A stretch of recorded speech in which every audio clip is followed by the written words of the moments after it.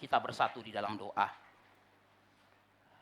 Bapa dalam surga, setiap hari Engkau menerbitkan matahari di timur dan menuntunnya untuk terbenam di barat, supaya kami bisa beraktivitas dan juga beristirahat. Dan setiap hari Engkau membangunkan kami supaya kami bisa mengerjakan aktivitas kami.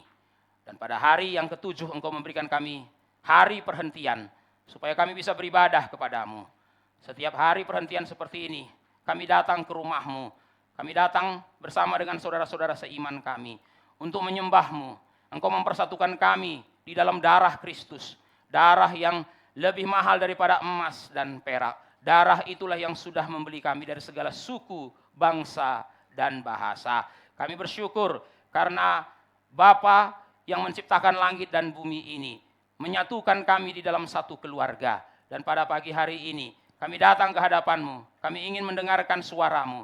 Berbicaralah kepada kami. Persiapkanlah hati kami supaya kami tidak pulang dari tempat ini dengan sia-sia. Bukalah hati kami selebar mungkin supaya cahaya firman-Mu dapat masuk ke dalamnya. Kami serahkan hamba-Mu yang penuh kekurangan dan keterbatasan ini.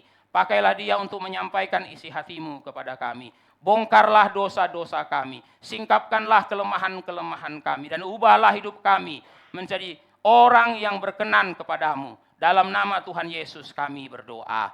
Amin. Saudara-saudara dikasih oleh Tuhan, mari kita bersama-sama membuka 3 bagian firman Tuhan. Kita mulai dari Hagai 2. Hagai 2. Kalau saudara-saudara membaca terjemahan Lembaga Alkitab Indonesia, Hagai 2 itu dimulai dari ayat 1b. Tapi di dalam terjemahan New International Version, Hagai 2 itu dimulai dari ayat 1. Sedangkan Hagai 1 dalam terjemahan LAI itu diakhiri dengan ayat 1a.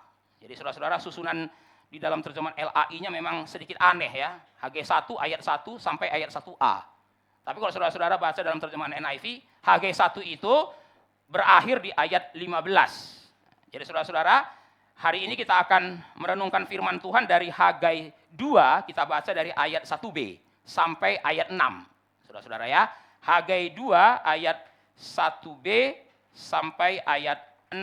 Mari kita membaca secara bertanggapan. Saya akan membaca ayat 1b, saudara-saudara membaca ayat 2. Demikian seterusnya sampai ayat 6.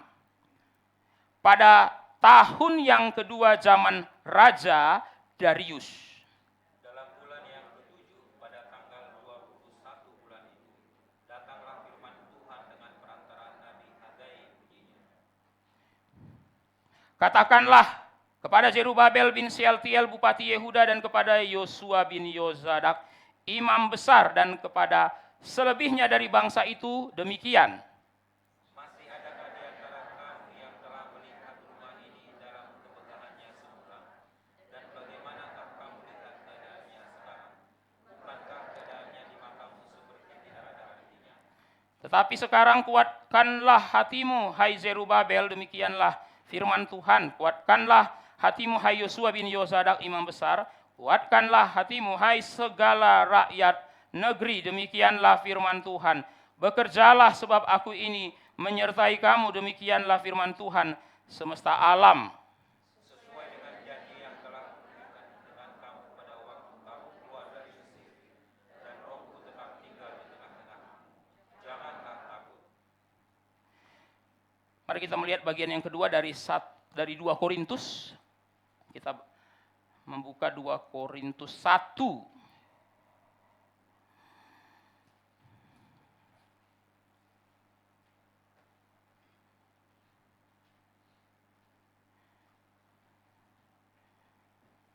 Saya akan membaca ayat 8, 2 Korintus 1 ayat 8.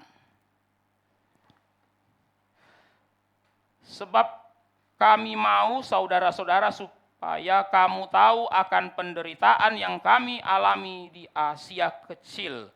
Beban yang ditanggungkan atas kami adalah begitu besar dan begitu berat, sehingga kami telah putus asa juga akan hidup kami. Dan bagian ketiga, masih dalam 2 Korintus, kita bersama-sama membuka 2 Korintus 4. 2 Korintus 4 ayat 7. Kita bersama-sama membuka 2 Korintus 4 ayat 7. Saudara-saudara membacakan ayat ini bersama-sama 2, 3, ya. Tetapi harta ini kami punyai dalam bejana tanah liat, supaya nyata bahwa kekuatan yang melimpah-limpah itu berasal dari Allah, bukan dari diri kami.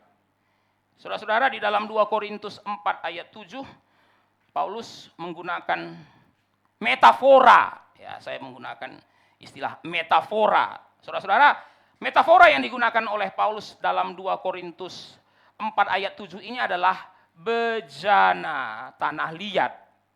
Jars of clay. Saudara-saudara, pada zaman Paulus, saudara-saudara, bejana tanah liat itu adalah barang yang sangat murah.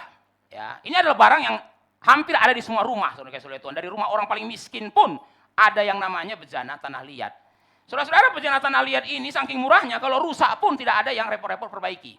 Mereka akan pilih untuk membeli bejana tanah liat yang baru. Orang miskin pun, saudara-saudara, kalau bejana tanah liatnya rusak, dia tidak akan perbaiki. Kenapa? Terlalu murah, bisa dibeli lagi yang baru. Mengapa bejana tanah liat begitu murah, saudara-saudara? Karena bejana tanah liat ini begitu rapuh. Saudara-saudara, jatuh sedikit pecah, kesenggol sedikit pecah. Nah, saudara-saudara, Paulus menggunakan bejana tanah liat ini untuk dirinya. Dia mengatakan, saudara-saudara, harta ini kami miliki dalam bejana tanah liat. We have this treasure. Saudara-saudara, treasure ini bukan sekedar harta, saudara-saudara. Ini harta yang sangat berharga, saudara-saudara. Dan Paulus mengatakan, kami punya harta, dan ini harta yang sangat berharga. Ya tentu saja, kalau ditanya, apa harta yang dimaksud di sini? Injil, saudara-saudara. Tetapi Injil yang berharga itu disimpan di dalam bejana tanah liat. Saudara-saudara kayak oleh Tuhan, kalau saudara pergi ke rumah-rumah orang kaya ada brankas kayak oleh Tuhan ya. Saudara-saudara, brankas itu mahal. Kenapa? Karena yang disimpan lebih mahal lagi. Makin mahal yang disimpan, saudara-saudara, makin mahal juga tempat penyimpanannya. Orang tidak menyimpan barang mahal di tempat yang murah, saudara-saudara. Nggak ada orang simpan berlian di styrofoam, itu nggak ada, saudara-saudara Tuhan. Ya, saudara-saudara, berlian, emas, zamrud, saudara-saudara, disimpan di mana, saudara-saudara Tuhan? Disimpan di kotak, disimpan di kardus, nggak ada. Saudara-saudara Tuhan, maka cara paling aman untuk menyimpan barang supaya tidak dirampok maling, saudara-saudara Tuhan, apa? Simpan aja di kardus. Maling pun nggak percaya di dalamnya itu barang berharga, saudara-saudara ya. Itu namanya ngeprank maling, saudara-saudara Tuhan ya. Nah, karena kalau saudara bikin di brankas, oh langsung dia tahu mana brankasnya. Saudara perhatikan ya, maling sama perampok kalau datang ke satu rumah, langsung tanya, mana brankasnya, bukan mana kardusnya. Nggak ada, saudara-saudara. Kenapa? Karena dia pikir kardus isinya juga mie instan. Saudara-saudara, maling juga nggak akan repot-repot untuk bongkar-bongkar kardus. Kenapa? Karena dia dari luar aja, pasti di dalamnya kalau nggak mie instan, biskuit. Saudara-saudara, saudara tahu kan saudara-saudara, orang itu nyimpan rengginang di kaleng biskuit, saudara-saudara Tuhan ya. Nah, saudara-saudara ya, kalengnya tulisan Belanda, saudara-saudara Tuhan, tapi nama biskuitnya nama Amerika, tapi isinya bukan biskuit, isinya adalah rengginang, saudara-saudara Tuhan. Nah, saudara-saudara bisa bayangkan berapa kali penipuan ini terjadi, saudara-saudara ya. Saudara-saudara, kalengnya kaleng biskuit, tapi biskuitnya produk Denmark, saudara-saudara Tuhan. Tapi tulisannya tulisan Inggris, saudara-saudara. Tapi di dalamnya bahkan bukan biskuit, isinya adalah rengginang, saudara-saudara. Nah, isinya apa, saudara-saudara? Kembang loyang. Saudara-saudara ya. Nah, saudara-saudara Tuhan, orang nggak percaya di dalam kardus ada barang berharga, nggak mungkin. Tapi orang percaya kalau di dalam brankas itu barang berharga. Kenapa? Dari luarnya saja sudah kelihatan mahal, pasti di dalamnya lebih mahal, saudara-saudara. Pasti maling juga kaget ya, saudara-saudara ya. Kalau waktu buka brankas isinya mie instan, saudara-saudara Tuhan. Ya kan, setelah dibuka brankas sudah pakai kode-kode, saudara-saudara Tuhan, putar sana putar sini, waktu dibuka, tara, saudara-saudara Tuhan, apa? Mie instan. Saudara-saudara, di dalam brankas ini ada 5 mie instan. 5 bungkus. Saudara-saudara, mungkin itu rumah anak kos, saudara-saudara Tuhan. Ya, kenapa? Karena mungkin bagi anak kos yang paling berharga dalam hidup ini adalah mie instan, saudara-saudara ya. Saudara-saudara, mie instan. Tapi saudara-saudara, pada umumnya kan di dalam brankas itu ya surat deposito, uang, berlian. Nah, saudara-saudara, Paulus mengatakan, harta yang berharga ini kami simpan di dalam bejana tanah liat. Bejana tanah liat itu apa? Saudara dan saya. Saudara dan saya adalah bejana tanah liat. Kenapa, saudara-saudara? Kita begitu rapuh. Kita begitu rapuh, saudara-saudara. Tuhan mempercayakan harta yang berharga itu bukan di dalam bejana emas. Tuhan mempercayakan harta yang berharga itu bukan di dalam bejana perak. Tuhan mempercayakan harta yang berharga itu di dalam bejana tanah liat, saudara dan saya itu rapuh. Dan Paulus pun mengaku bahwa dia begitu rapuh, saudara yang kasih oleh Tuhan. Saudara-saudara, Paulus itu rasul. Dia dipanggil dengan cara yang luar biasa. Dia sudah melayani bertahun-tahun. Dia rasul pertama yang membawa Injil kepada orang-orang non-Yahudi. Saudara-saudara yang kasih oleh Tuhan, kalau saudara baca 2 Korintus, saudara kasih oleh Tuhan, pasal-pasal yang terakhir, ada satu bagian penglihatan Paulus. Luar biasa apa, saudara-saudara? Kurang luar biasa apa Paulus itu? Dia bisa dapat penglihatan, diangkat ke langit ke-7, saudara kasih oleh Tuhan. Tapi saudara-saudara, orang seperti Paulus pun mengatakan, kami rapuh. Serapuh apa? Serapuh bejana tanah liat. Kesenggol aja hancur. Saudara-saudara, kalau kita pikir-pikir, betapa rapuhnya kita ya saudara-saudara ya. Kena hujan sedikit saja, demam. Saudara-saudara, saya pikir-pikir ya, kenapa Tuhan nggak pakai robot, saudara Tuhan? Kena hujan, kena matahari, saudara-saudara, nggak pernah sakit. Tapi saudara dan saya, kena hujan sedikit, flu. Ya saudara Tuhan, coba saudara ingat-ingat masa pandemi, betapa rapuhnya kita kan. Ya saudara-saudara, maka satu pelajaran dari pandemi itu apa? Mengingatkan kita betapa rapuhnya kita. Dan makin kita menyadari betapa rapuhnya kita, makin kita kagum, kenapa Tuhan pakai orang kayak kita? Saudara-saudara, waktu itu saya pernah membaca satu artikel ya, banyak pabrik itu ingin ganti karyawan jadi robot. Kenapa saudara-saudara? Ya karena robot tidak kenal jam istirahat. Saudara-saudara, nggak ada shift-shiftan pada dunia robot, saudara-saudara, manusia harus shift. Kenapa? Karena nggak kuat. Tapi robot mana bisa, nggak perlu shift. Suruh aja robot saudara-saudara 24 jam kerja, nggak pernah. Kecuali dia kecuali saudara mesinnya rusak dikit, bisa diperbaiki. Yang kedua saudara-saudara, robot tidak pernah demo minta THR, saudara-saudara Tuhan. Ya, saudara nggak ada negosiasi THR dengan robot, saudara-saudara Tuhan. Dia kerja aja. Saudara nggak pernah tanya, butuh THR? Enggak. Makanya saudara-saudara, waktu itu beberapa tahun yang lalu ada beberapa perusahaan yang ingin mengganti semua karyawan jadi robot. Kenapa? Nggak ngerepotin, saudara-saudara Tuhan. Apa yang kedua? Nggak rapuh. Saudara-saudara, nggak ada robot. Tiba-tiba telepon, bos, saya minta cuti ya. Kenapa? Demam nih. Nggak ada, saudara-saudara Tuhan. Robot nggak pernah cuti. Saudara, saya pikir-pikir ya, benar juga ya saudara-saudara ya. Kalau robot kan saudara-saudara nggak perlu asuransi. Ya ini perusahaan harus keluarkan asuransi. Kenapa? Yang kerja manusia. Saudara-saudara, Tuhan itu pakainya yang mana? Robot? Bukan. Pakainya bejana tanah liat seperti saudara dan saya. Paulus pun itu bejana tanah liat. Dan saudara-saudara, Paulus dengan sangat jelas mengakui kalau dia adalah bejana tanah liat itu di dalam 2 Korintus 1 yang tadi kita baca, saudara-saudara. Mari kita sekali lagi membuka 2 Korintus 1. Sekarang kita bersama-sama melihat ayat yang ke-8. Khususnya 8b. Saya mengajak saudara untuk memperhatikan sekali lagi ayat 8b. Beban yang ditanggungkan atas kami adalah begitu besar dan begitu berat. Sehingga kami telah putus asa juga akan hidup kami. Dalam bahasa Inggris, we despair even of life. Wah, Paulus itu dengan terus terang mengatakan despair. Kalau saudara nggak percaya Paulus bisa putus asa, saudara-saudara, ini ayatnya. Nah, saudara-saudara, Paulus dengan terus terang mengatakan, kami pun bisa merasa putus asa dengan hidup kami. Sebuah bejana tanah liat. Sebuah bejana tanah liat. Ya saudara-saudara, surat 2 Korintus itu adalah surat yang bicara belak-belakan mengenai rapuhnya Paulus. Dia mengalami duri dalam daging. Ini satu bagian yang pasti saudara dan saya nggak pernah lupa ya. Duri dalam daging. Di mana saudara-saudara Paulus tulis mengenai duri dalam daging? 2 Korintus. 2 Korintus 11. Allah mengutus atau Allah memberikan utusan iblis itu untuk memasukkan duri dalam dagingku. Wah, Paulus adalah manusia biasa, rapuh. Nah, saudara-saudara kasih oleh Tuhan, hari ini kan kita akan bicara mengenai kerapuhan. Dalam Hagai 2 yang tadi kita baca, Hagai 2 ayat 1b sampai 6 itu berbicara mengenai kerapuhan, vulnerability, saudara kasih oleh Tuhan. Vulnerability. Saudara-saudara, bagian itu bicara mengenai kerapuhan bangsa Yehuda. Saudara-saudara yang kasih oleh Tuhan, tidak ada salahnya menjadi vulnerable. Saudara-saudara, menjadi rapuh itu nggak salah. Menjadi rapuh itu menunjukkan saudara dan saya adalah manusia. Saudara-saudara, waktu Yesus di Taman Getsemani pun dia menunjukkan rapuhnya. Saudara-saudara, dia sampai mengeluarkan keringat seperti peluh darah. Saudara-saudara, itu menunjukkan bahwa Yesus pun memiliki kerapuhan karena dia adalah manusia. Saudara-saudara, kita orang Kristen juga adalah manusia. Maka kita pun punya kerapuhan. Tapi kita bersyukur Tuhan mau memakai orang yang rapuh seperti saudara dan saya.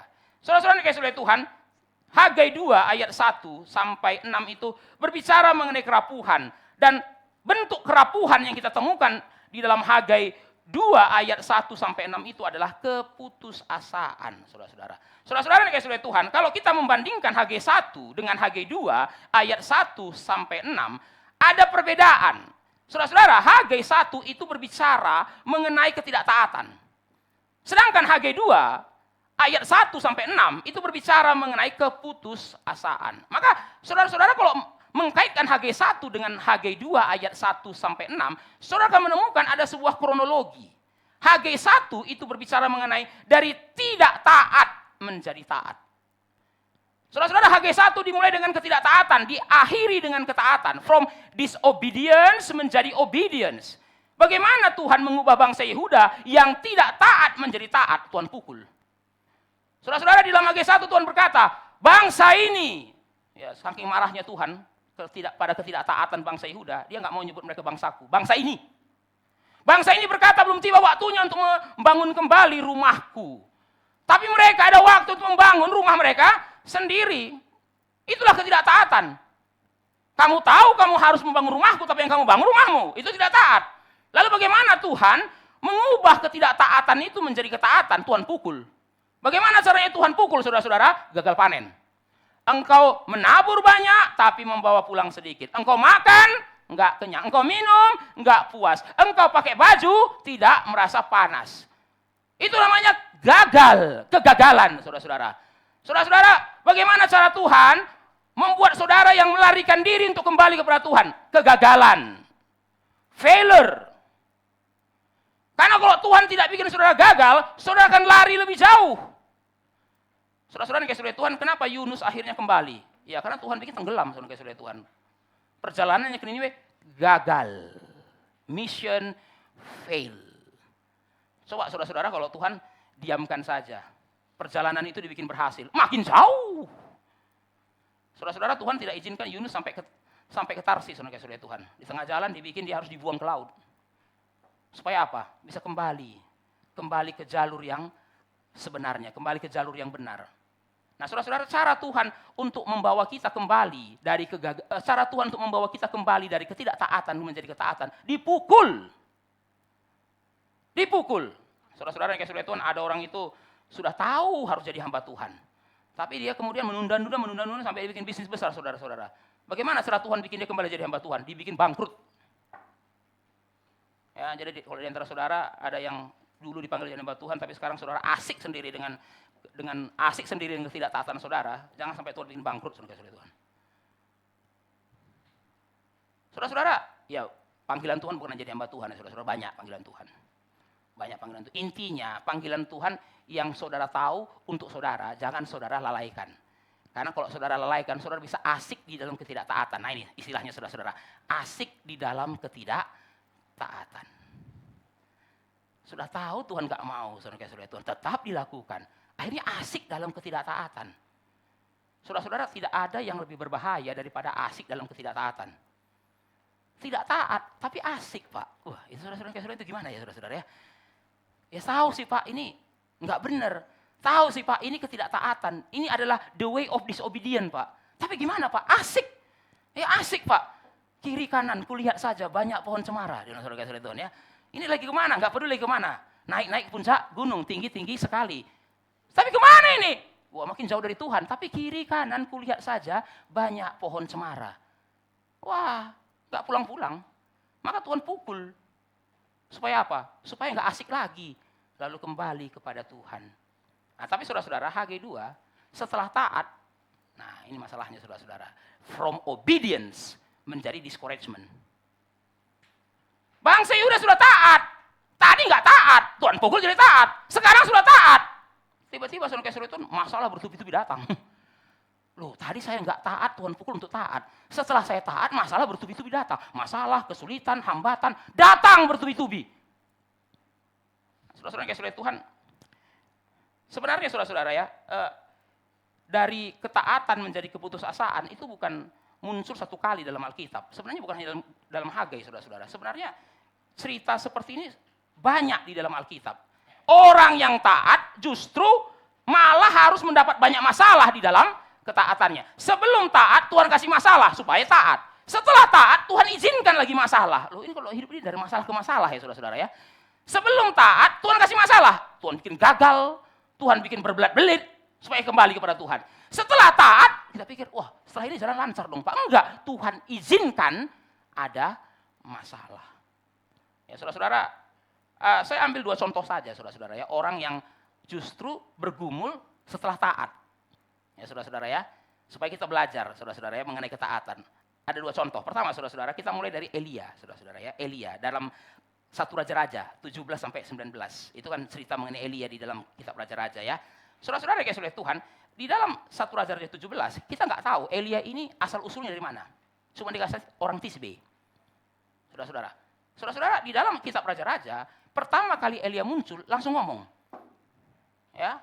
Langsung ngomong. Dia mengatakan, Tuhan mengatakan tidak akan turun hujan. Sampai kapan? Sampai aku bilang turun hujan lagi. Nah, saudara-saudara, itulah nubuat Elia yang pertama. Tuhan suruh, dia bicara. Apa yang dia bilang? Tidak akan turun hujan. Tuhan suruh dia bicara. Kurang taat apa Elia? Wah saudara-saudara, kalau saudara jadi Elia mungkin saudara nggak mau ngomong loh. Kenapa? Saudara akan dianggap sebagai pengkhianat negara. Saudara Tuhan, kok kamu ngomong nggak baik mengenai negaramu sendiri? Tidak akan turun hujan. Mana ada warga negara mengutuk negaranya sendiri?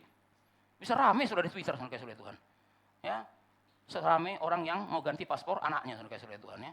Kamu ngutukin negara sendiri, tidak akan turun hujan. Gila lu. Mana nasionalismemu Elia? Masa kamu kutukin negaramu sendiri, tidak akan turun hujan? Loh, itu yang suruh Tuhan. Katakan kepada mereka tidak akan turun hujan. Betul saudara-saudara, tidak akan turun hujan. Tapi kalau saudara perhatikan ya, waktu hujan nggak turun, Elia kena nggak? Kena juga saudara-saudara.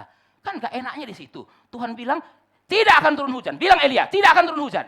Elia sudah ngomong tidak akan turun hujan. Habis itu Tuhan bilang apa? Sekarang pergilah ke sungai Kerit. Loh, kok saya ikut kecipratan masalahnya juga? Saya bilang tidak akan turun hujan, saya juga ikut dampak tidak turun hujan. Saudara-saudara paling enak kalau disuruh Tuhan ya. Tidak akan turun hujan, tapi jangan takut. Ya, saya sudah siapkan cadangan air minum sampai hujan turun. Kan enggak saudara-saudara ya. Dia yang ngomong tidak akan turun hujan, dia juga yang mencicipi tidak turun hujan itu. Saudara-saudara dia pergi ke sungai Kerit. Nah kenapa Tuhan suruh dia ke sungai Kerit saudara-saudara? Karena kekeringan itu kan datangnya bertahap, tidak langsung sekaligus. Jadi saudara-saudara sementara air itu masih ada. Tapi kalau hujan nggak turun terus, lama-lama airnya jadi surut. Tuhan suruh pada Elia, kamu pergi dulu ke sungai Kerit, minum air di situ. Benar saudara-saudara, dalam beberapa waktu, sungai itu akhirnya jadi keruh. Tidak ada airnya lagi. Lalu apa kata Tuhan? Sekarang pergi ke Sarfat. Loh, saudara-saudara kayak Tuhan, saya pikir-pikir ya, Elia ini sudah taat. Dia mengatakan tidak akan turun hujan sesuai dengan yang firmankan Tuhan. Setelah itu dia yang mengalami sendiri kekeringannya. Tapi saudara-saudara bukan cuma itu ya. Setelah dia ada di Sarfat saudara-saudara, Tuhan mengatakan kepada Elia, sekarang kamu pergi lagi. Pergi kemana? Menghadap Ahab. Loh, saya ini buronan. Saudara-saudara, waktu Elia mengatakan tidak turun hujan, Elia itu sudah menjadi public enemy number 1, saudara Tuhan. Itu jangan-jangan fotonya sudah dipasang di kantor-kantor pemerintahan ya, sudah wanted, saudara Tuhan ya. Wanted. Ini orang ini dicari sama Ahab. Dia yang bikin kekeringan di negeri ini. Lalu apa kata Tuhan? Sekarang Elia sudah waktunya. Perlihatkan dirimu kepada Ahab. Ayo, saudara kalau jadi Elia mau pergi enggak? Waduh, ini sudah lama nama saya nempel di kantor polisi, Pak. Ya, foto saya itu sudah nempel, dicari. Tapi saudara kasih Tuhan, Elia pergi. Dia perlihatkan diri pada Ahab. Nah, saudara kasih Tuhan, setelah dia perlihatkan diri pada Ahab, saudara-saudara, dia tantang Ahab. Mereka pergi ke Gunung Karmel, saudara kasih Tuhan. Dan di Gunung Karmel, Elia menunjukkan mukjizat yang sangat besar. Api turun dari langit. Tapi saudara kasih Tuhan, apa yang terjadi habis itu? Ahab bertobat? Enggak. Izebel ingin membunuh Elia. Dan kalau sudah perhatikan, 1 Raja-Raja pasal 19, saudara kasih Tuhan. 1 Raja-Raja pasal 18, 1 Raja 18. Elia akhirnya depresi. Kan dia bilang sama Tuhan, Tuhan, aku mati aja deh. Ya, saudara-saudara, itu kan bagian paling terkenal, saudara-saudara, dalam kisah Elia ya. Ada nabi pengen minta mati, saudara kasih Tuhan ya. Setahu saya cuma 2 nabi yang pengen mati. Pertama Yunus, saudara kasih Tuhan. Karena kesel sama Niniwe. Saya pengen mereka mati, malah Tuhan ampuni. Yang kedua, saudara Elia. Saya pingin Ahab bertobat, Ahabnya nggak bertobat, malah istrinya pengen bunuh saya. Tuhan, sudah ambil saja nyawaku. Udah depresi, saudara Tuhan. Depresi sampai dia pergi sejauh mungkin. Sampai sejauh mungkin, saudara-saudara, sampai akhirnya ketemu di goa sama Tuhan kan. Apa kata Tuhan? Ngapain kamu di sini? Wah. Ya, aku sudah bekerja keras, Tuhan. Aku berpikir saya jadi kebangunan rohani. Yang terjadi bukan kebangunan rohani, malah aku ingin dibunuh. Ya sudahlah, ambil saja nyawaku. Nah, saudara perhatikan baik-baik betapa rapuhnya Elia. Betapa rapuhnya. Ini nabi, saudara-saudara ya. Nabi pun kalau terus digituin, lama-lama bilang apa? Itu give up. Putus asa. Sudah, ambil saja. Ya, saya resign dari tugas saya ini. Saudara-saudara, dari taat menjadi putus asa. Dari nggak taat jadi taat. Ternyata saudara-saudara, nggak selesai di situ. Setelah taat, banyak masalah. Tantangan, hambatan, kesulitan. Nah, kalau gini saudara-saudara lebih pilih mana? Taat atau nggak taat ya? Nah, kalau gini sama aja Pak, udah nggak taat aja toh, sama aja Pak. Beda saudara-saudara ya. Kalau saudara nggak taat, Tuhan pukul. Contoh yang kedua saudara-saudara, ini bukan dalam Alkitab, saya ambil dari sejarah gereja. Namanya William Carey. Saudara-saudara, William Carey ini adalah pelopor gerakan misi modern. Saudara-saudara, gerakan misi modern itu dimulai dari Inggris. Nah, William Carey ini adalah orang Inggris. Saudara-saudara, William Carey itu terkenal karena dia menjadi misionaris ke India. Ya, saudara-saudara ya, misionaris ke India. Tapi saudara-saudara ceritanya kan begini. William Carey ini kan seorang pembuat sepatu ya. Pembuat sepatu. Nah, saudara-saudara, dia sering mendapat buku dari pelaut-pelaut Inggris. Hari itu kan Inggris kan salah satu negara yang banyak pelautnya. Negara perdagangan, kapalnya banyak. Jadi kapal Inggris itu sampai ke Asia. Nah, orang-orang yang menjadi pelaut itu sering bikin tulisan mengenai negara-negara yang mereka kunjungi. Nah, saudara-saudara, ada orang Inggris yang ke India, bikin tulisan mengenai India, dan kemudian dipublikasikan. William Carey baca tulisan itu. Jadi dari tulisan itu dia punya gambaran sedikit mengenai India. Nah, saudara-saudara, setelah dia membaca tulisan itu, saudara-saudara, dia merasa ada panggilan Tuhan untuk jadi misionaris ke India. Karena pada waktu itu, banyak orang Inggris ke India, tapi bukan misionaris, jadi pedagang. Tapi dalam tulisan itu, dia baca, orang India itu menyembah patung. Dewanya ada ribuan. Loh, kenapa nggak ada yang menyembah Tuhan? Oh iya, tidak ada penginjilan ke sana. Maka saudara-saudara Tuhan, William Carey menyerahkan diri, atau William Carey merasa ada panggilan Tuhan untuk menjadi misionaris. Dia pergi ke gereja, saudara-saudara. Nah, William Carey ini orang reform, saudara-saudara Tuhan, dari gereja Calvinis. Saudara-saudara, waktu itu di gereja Calvinis, ada orang yang pernah ke India sharing mengenai keadaan India. Lalu dia mengatakan, perlu gereja mengutus misionaris ke India. Wah, William Carey merasa tektok, saya pengen jadi misionaris ke India. Dan ada orang sharing di gereja saya mengenai India. Secara spontan dia berdiri di gereja itu, saudara-saudara, dan mengatakan, saya mau pergi ke India. Apa kata pendetanya, saudara-saudara? Ini menarik, respon pendetanya, saudara-saudara. Anak muda, diam, jangan berlebihan. Duduk. Kenapa? Karena kalau Tuhan mau menyelamatkan India, dia tidak perlu pakai kamu. Wah, saudara-saudara ya. Saudara-saudara kayak saudara Tuhan ya, sejarah gereja atau sejarawan gereja mengatakan, gereja William Carey hari itu adalah gereja Calvinis, tetapi yang ekstrim. Ya saudara-saudara, salah satu doktrin dalam Calvinis itu kan kedaulatan Tuhan, saudara-saudara ya, yang nanti ditarik menjadi predestinasi. Dan gereja William Carey mengatakan kalau Tuhan berdaulat, maka nggak usah kita ke India pun, nanti orang India akan diselamatkan. Toh sudah dipilih sebelum dunia dijadikan. Jadi kalau ada orang mengatakan, saudara-saudara Tuhan, ngapain kita menginjili? Kan sudah predestinasi, saudara-saudara Tuhan. Saudara-saudara, kalimat seperti itu bukan kalimat yang mengada-ngada, saudara-saudara. Itu ada yang ngomong begitu memang. Ya, makanya ada yang menuduh, itulah kenapa gereja Calvinis tidak menginjili. Karena percaya pada predestinasi. Nah, saudara-saudara, tuduhan seperti ini nggak mungkin ada kalau nggak ada asapnya, saudara-saudara Tuhan. Nggak mungkin ada kalau nggak ada apinya. Nah, salah satu apinya itu adalah contohnya adalah gereja William Carey. Anak muda, duduk. Kalau Tuhan kita mau menyelamatkan orang itu, dia tidak perlu menggunakan kita. Nah, saudara-saudara Tuhan, itu kan seperti api yang menyala lalu disiram air, ya, saudara-saudara ya. Saya sudah datang masih muda, mau menyerahkan diri, tiba-tiba bilang, duduk. Saudara-saudara, kalau hari ini ada anak muda kayak gitu kan, saudara-saudara, kita nggak suruh duduk kan, saudara-saudara, kita suruh pergi. Saudara Tuhan kan, nah itu ya saudara-saudara ya, pergi. Kan gitu saudara-saudara, kalau kita kan tiba-tiba anak muda, tiba-tiba, Pak, saya mau jadi misionaris, mana? Saya mau pergi jadi misionaris ke Afrika, Pak. Kita nggak bilang duduk, pergi. Tapi pada waktu itu disuruh duduk. Nah, saudara-saudara, puji Tuhan ya, semangat William Carey tidak padam hanya karena masalah itu. Di akhirnya, saudara-saudara kayak Tuhan mengumpulkan teman-temannya yang punya beban yang sama, lalu mereka mendirikan sebuah lembaga misi. Saudara-saudara, itulah sebabnya, saudara-saudara Tuhan, hari ini misionaris itu bukan dikirim oleh gereja. Saudara-saudara, kenapa? Karena konteksnya waktu ada misionaris, gereja nggak mau kirim.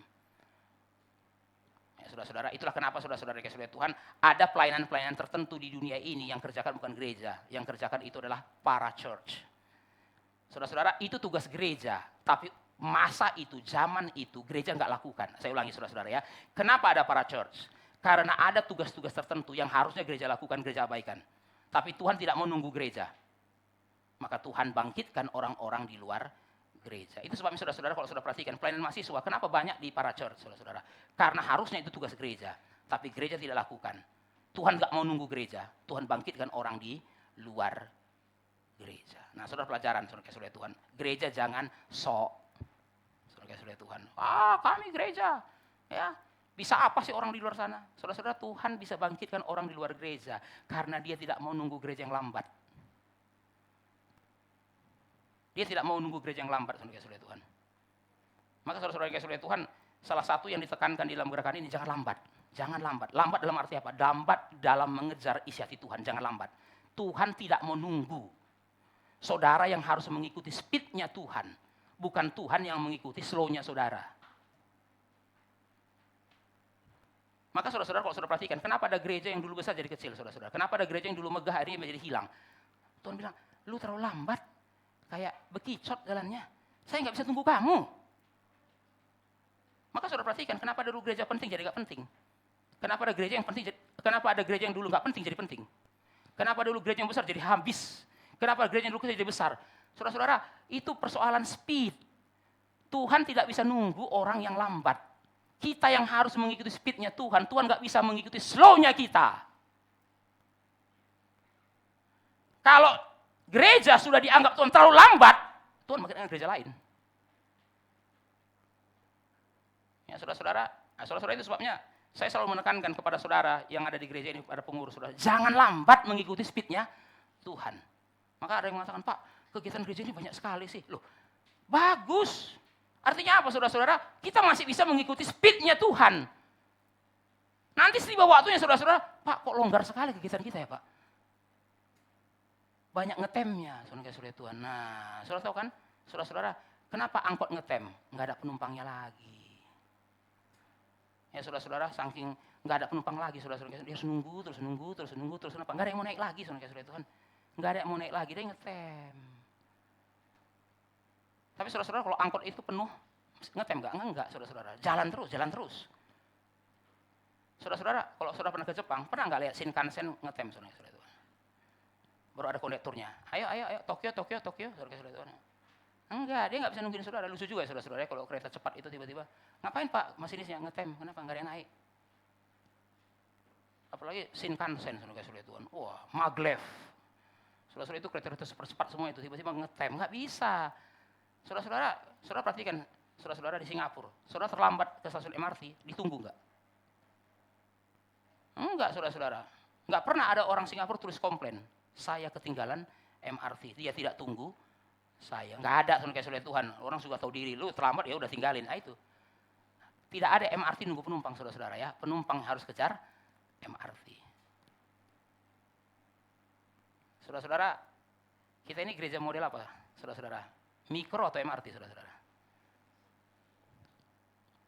Saudara-saudara, berdoalah, terus berdoa, supaya kita bisa mengikuti speednya Roh Kudus. Cepat! Kenapa? Tuhan gak bisa mengikuti slownya kita. Kita yang harus mengikuti speednya Tuhan. Speednya Tuhan. Maka kalau saudara perhatikan ya, kenapa Pak kegiatan GRI itu persiapannya pendek-pendek? Karena kegiatannya banyak. Kita bukan gereja yang 2 kegiatan 1 tahun, bukan saudara-saudara. Kita gereja yang 10 kegiatan 1 tahun. Jadi nggak bisa 1 kegiatan dipersiapkan 5 tahun yang lalu, itu nggak ada, saudara-saudara Tuhan. Karena dalam 5 tahun itu banyak bisa dikerjakan. Karena kita harus mengikuti speednya Roh Kudus. Nah, saudara-saudara, kembali lagi pada William Carey, saudara-saudara Tuhan. Dia akhirnya mendirikan lembaga misi yang pertama. Dan lembaga misi itu yang mengirim dia ke India. Tapi saudara-saudara, yang saya mau ceritakan adalah waktu di India. Dia taat dengan pimpinan Tuhan, sekalipun sekalipun sudah dilarang jangan pergi, dia tetap pergi. Tapi sampai di India, saudara-saudara, saya langsung sebutkan 3 saja, sederhana saudara-saudara ya, secara sederhana saja. 3 hal yang dialami William Carey. Yang pertama, saudara-saudara, anak laki-lakinya Peter mati, kena disentri. Wah, saudara-saudara, India zaman itu, saudara-saudara Tuhan, kotornya minta ampun. Saudara-saudara, jangan bicara higienitas di India. Saudara-saudara, sampai hari ini saja belum ada, saudara-saudara. Sampai hari ini saja orang masih bergumul ya, saudara-saudara ya. Saudara dengar video-video Vrindavan itu, saudara-saudara Tuhan. Tak tahu itu benar atau enggak, saudara-saudara ya. Saudara-saudara Vrindavan, saudara-saudara Tuhan ya. Saudara-saudara, itu saudara-saudara orang bisa bayangkan ya, William Carey dengan keluarganya itu sudah di Inggris pakai sendok garpu, tiba-tiba datang ke India, saudara-saudara Tuhan. Orang masak apa pakai tangan gini-gini, saudara. Baru silahkan Pak makan. Wah, saudara-saudara gimana enggak mencret ya saya pikir. Oh, kalau dikasih ke saudara mungkin enggak. Kenapa? Karena usus kita ini sudah bertahan melawan bakteri, saudara-saudara ya. Tapi dari barat ya. Makanya saudara-saudara kayak waktu itu, aduh, anaknya mati loh, kena disentri. Yang kedua, istrinya depresi berat sampai halusinasi. Kenapa saudara-saudara? Karena India begitu berat. Enggak, orang Inggris ke India itu bisa shock. Ya, saudara-saudara, memang katanya saudara-saudara sebelum berangkat ke India pun keluarga istri sudah larang, jangan ikut. Tapi gimana sudah istri? Yang ketiga, saudara-saudara, ini yang paling bagi saya sangat menyedihkan. William Carey itu sudah mempersiapkan terjemahan Alkitab pada bahasa India. Nah, saudara-saudara Tuhan, dia sudah terjemahkan dari kitab demi kitab. Dia sendirian, saudara-saudara, sendirian. Wah, saya sangat kagum dengan misionaris dulu, saudara-saudara. Seorang diri menerjemahkan Alkitab dari Kejadian sampai Wahyu. Kalau sekarang kan ada timnya, saudara-saudara, lembaga penterjemahan Alkitab. Dulu enggak sendirian. Tapi saudara-saudara kasih Tuhan, satu kali percetakannya kebakar, di Serampore kebakar, seluruh terjemahan itu habis. William Carey harus ulang dari nol. Taat. Tapi apa yang terjadi? Wah, masalah bertubi-tubi. From obedience to discouragement, menjadi putus asa. Ya, saudara-saudara kasih Tuhan, kita pun bisa seperti itu. Dari nggak taat jadi taat. Ya, setelah taat, wah kok jadi berliku-liku ya. Sebelum saya taat, Tuhan bikin hidup saya berliku-liku supaya saya taat. Setelah saya taat, kok berliku-liku lagi.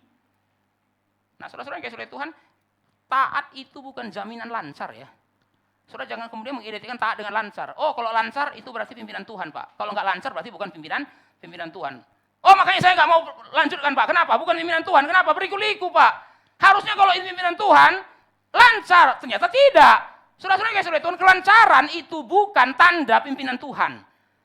Saudara-saudara kalau bicara lancar, ya Yunus itu lancar waktu meninggalkan Tuhan. Saudara pernah sadar nggak? Dia meninggalkan Tuhan itu lancar. Dia itu meninggalkan Tuhan, pergi ke pelabuhan langsung ada kapal. Ayo sekarang saudara mau pergi ke Sangihe, saudara-saudara. Ke pelabuhan, mau kemana Pak Sangihe? Jam segini, ada nggak kapal? Nggak ada, saudara Tuhan ya. Tunggu sore dia bilang. Loh bisa bayangkan, Yunus mau pergi ke Niniwe, datang ke pelabuhan, dapat kapal langsung. Lancar.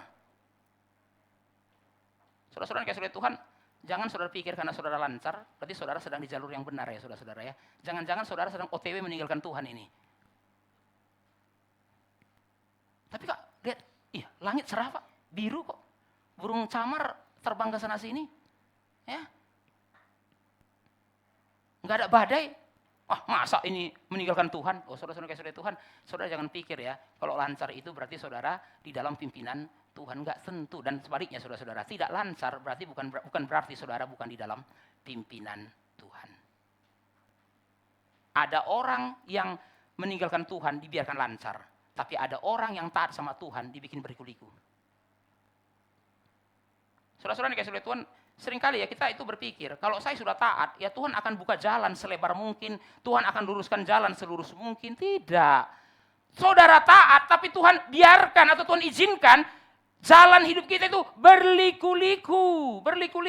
Nah, saudara-saudara yang dikasihi Tuhan, waktu bangsa Yehuda sudah mulai membangun bait Allah, kalau saudara perhatikan bagian sebelumnya, mereka mulai membangun bait Allah itu. Setelah mereka mulai bangun bait Allah, saudara-saudara, hampir 1,5 bulan mereka sudah kerja. Hampir 1 bulan mereka sudah kerja. Ya kalau saudara perhatikan Hagai pasal 1 ayat yang terakhir dengan Hagai pasal 2 ayat yang pertama, saudara-saudara, itu kan selisihnya hampir 1 bulan. Hampir 1 bulan. Setelah mereka mulai, saudara-saudara, mereka merasa, kok berat banget ya? Kok kerjaan ini gak habis-habis ya? Ya saudara-saudara kasih Tuhan, kan mereka kan disuruh membangun lagi bait Allah. Tapi jangan lupa saudara-saudara ya, itu kan bukan tanah kosong. Itu di atas reruntuhan. Saudara yang pernah membangun sesuatu, kalau di atas reruntuhan, Lebih enak mana? Di tanah kosong atau di atas reruntuhan? Di tanah kosong, saudara-saudara. Kenapa? Satu sisi di tanah kosong harus bikin fondasi. Betul, tapi nggak dari nol. Tapi kalau saudara-saudara di atas reruntuhan, puing-puingnya harus dibersihin dulu. Nah, saudara-saudara, zaman HG itu belum ada ekskavator ya. Belum ada bulldozer. Jadi saudara-saudara, 1 bulan itu belum apa-apa itu. Saudara jangan pikir, wah sekarang 1 bulan Pak, sekarang sudah pacang tiang pasak Pak. Enggak saudara-saudara ya, kalau zaman Hagai 1 bulan itu puing-puing saja belum bersih. Jadi saudara bisa bayangkan ya, bangsa Yehuda yang sudah kerja 1 bulan, hampir 1 bulan itu, ini kok nggak selesai-selesai. Maka mulai putus asa. Mulai putus asa saudara-saudara. Nah saudara-saudara mari kita lihat kenapa mereka putus asa ya saudara-saudara yang kasih Tuhan. Kenapa mereka putus asa? Saudara-saudara yang kasih Tuhan, sebenarnya kita bisa lihat itu pada ayat 4. Mari kita bersama-sama melihat lagi Hagai 2 ayat 4. Di situ ada 3 pertanyaan. Ya sebenarnya ini 1 pertanyaan tapi dibagi menjadi 3. Mari kita lihat pertanyaan yang pertama. Masih adakah di antara kamu yang telah melihat rumah ini dalam kemegahannya semula? Ya saudara perhatikan kata kemegahannya semula atau bahasa Inggrisnya former glory. Masih adakah dari kamu ini yang pernah melihat rumah ini dalam kemegahannya semula? Maksudnya kemegahannya semula apa? Bait Allah Salomo. Ada nggak di antara kamu yang masih hidup waktu bait Allah Salomo? Saudara-saudara ada. Ya saudara-saudara itu masalahnya. Sebagian dari mereka yang dibuang ini waktu dibuang itu usia mungkin 10 sampai 15. Lalu mereka pernah melihat Salomo mereka pernah lihat bait Allahnya Salomo. Lalu saudara-saudara sekarang mereka pulang sudah 85 tahun. Ingat pembuangan 70 tahun ya saudara-saudara ya. Jadi mereka masih pernah ingat bait Allahnya Salomo. Ya saudara-saudara. Jadi saudara bisa bayangkan mereka lagi angkat-angkat puing-puing itu, mereka mau bangun lagi bait Allah itu. Pasti dalam hati mereka berpikir ya, kita kalau bangun bait Allah sekarang pun bisa nggak semegah bait Allahnya Salomo? Mereka mulai membandingkan, kira-kira bait Allah yang kita akan bangun ini semegah apa sih? Bisa nggak bait Allah yang kita bangun ini menyamai megahnya bait Allah Salomo? Saudara-saudara mereka juga tahu jawabannya. Enggak. Saudara-saudara, bait Allah Salomo bisa begitu megah kenapa? Karena Salomo raja. Dia punya uang. Bait Allahnya dibangun dengan APBN, saudara-saudara Tuhan. Sedangkan kami ini pulang dari pembuangan. Uang pas-pasan. Uang itu pun hanya dapat dari kerajaan. Dari mana kami bisa bangun bait Allah sebesar dan semegah bait Allah Salomo? It's impossible. Saudara-saudara di antara mereka, apalagi generasi tua berpikir, kalau kita tidak bisa bikin lebih besar daripada bait Allah Salomo, ya udah nggak usah bikin sama sekali. Untuk apa membangun yang tidak signifikan? Ya saudara-saudara, itu kan yang saudara dan saya juga rasakan. Kalau kita tahu yang kita lakukan ini nggak signifikan, kita berpikir ngapain kita bangun? Saudara-saudara, ada seorang motivator kan bilang begini, ini biasanya kalimat motivator ya. Bikin hidupmu itu berarti. Maksudnya apa saudara-saudara ya?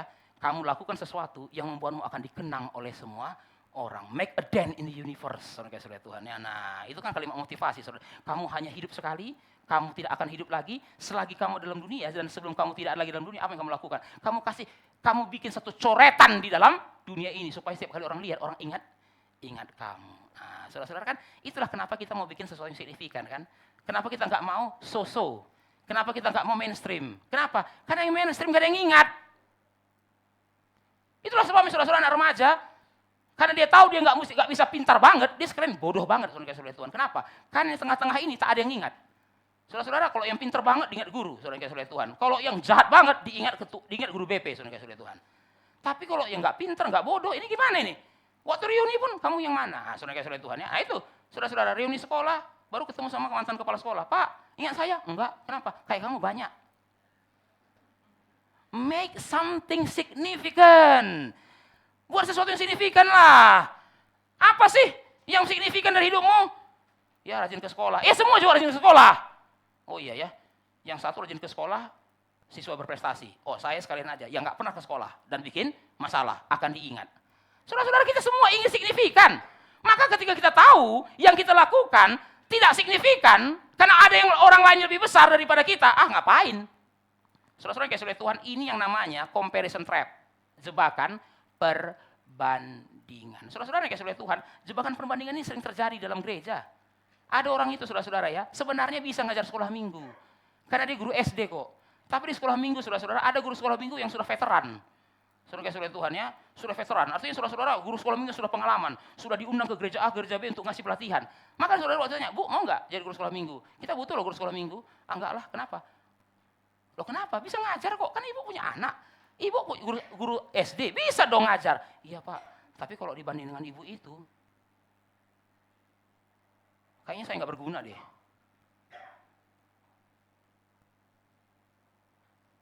Pak, Bu, bisa nggak jadi song leader? Bisa, suara bagus, saudara Tuhan. Tapi di gereja itu ada orang memang guru vokal. Dia yang jadi song leader. Maka waktu ditanya, boleh nggak ibu jadi song leader? Biar ada 3 orang, biar ganti-gantian. Ah nggak mau, kenapa? Suara saya nggak sebagus ibu itu. Oh itu namanya comparison trap. Jebakan perbandingan, saudara-saudara. Kenapa kita nggak mau pelayanan? Bukan karena kita nggak ada talenta, tapi karena kita takut dengan orang yang lebih bertalenta. Itu yang dikatakan oleh Tuhan kepada bangsa Yehuda. Ada nggak di antara kamu yang pernah melihat rumah ini dalam segala kemegahannya? Lalu bandingkan dengan yang sekarang. Makanya kan kamu merasa ini semua tidak ada artinya. Makanya ya, kamu merasa semua ini nggak ada artinya. Makanya kamu merasa, ngapain kita berjuang bangun bait Allah? Toh nanti hasilnya juga nggak sebagus bait Allah Salomo. Ngapain saya jadi song leader? Kalau toh nggak bisa lebih bagus daripada bapak itu? Ngapain saya guru sekolah minggu? Kalau toh nggak bisa lebih bagus dari ibu itu? Ngapain saya jadi pendeta? Kalau nggak bisa khotbah lebih bagus dari bapak itu? Waduh. Saudara-saudara, kayak saudara Tuhan, perbandingan itu ada perlunya. Ya saudara-saudara, memang perbandingan itu bisa memotivasi ya saudara-saudara ya. Kalau orang nggak pernah membandingkan diri, saudara-saudara, ya dia bisa merasa cepat puas. Bagus juga saudara-saudara membandingkan diri ya. Ya orang nggak pernah membandingkan diri, dia merasa sudah paling bagus lah saudara-saudara ya. Perlu perbandingan juga memang. Ya, saudara-saudara kan merasa paling cantik, saudara-saudara. Kenapa? Belum pernah membandingkan diri dengan putri Indonesia, saudara-saudara ya. Biasanya saudara-saudara kalau ada perempuan yang sok cantik dan merasa cantik, paling cantik saudara-saudara, tiba-tiba di gereja itu datang sekelas putri Indonesia. Biasanya pindah ke gereja lain saudara Tuhan. Kenapa? Langsung pudar. Tadinya kinclong. Tiba-tiba datang sekelas putri Indonesia datang ke gereja itu. Wah, Pak, besok saya pindah lah Pak. Kemana?